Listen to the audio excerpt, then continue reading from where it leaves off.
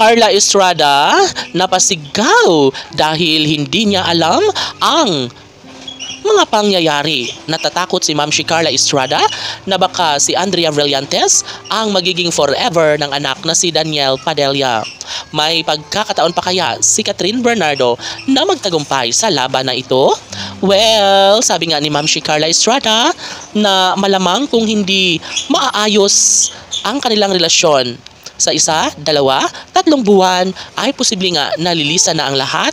May posibilidad na wala ng pag-asa pa na mangingibabaw ang isang pag-ibig na talaga nga namang nais na isakatuparan ni Ma'am Carla Estrada sa pagmamahalan ni Catherine Bernardo at Daniel Padilla. Maaaring hindi na ito ang tamang pagkakataon sa ngayon, ngunit mas pinapaboran pa rin ni Ma'am Carla Estrada ang pag-asa na sanay hindi na magpaligoy-ligoy pa si Daniel Padilla at sanay sunggaban na lang niya ang pagkakataon na maikasal ang gwapong aktor na si Daniel kay pretty girl Catherine Bernardo.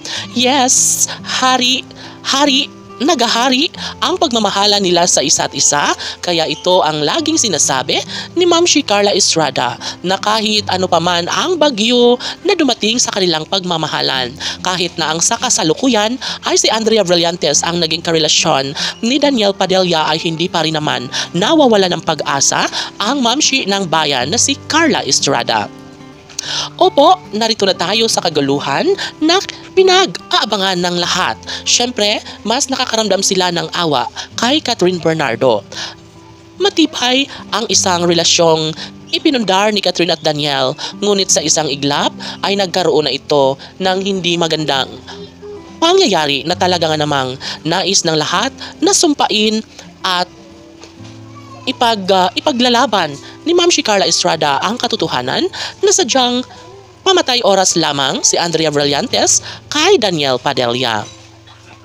Komento ng mga netizens: mayroon pa nga kayang natitirang pag-asa sa relasyon ni Catherine Bernardo at Daniel Padilla?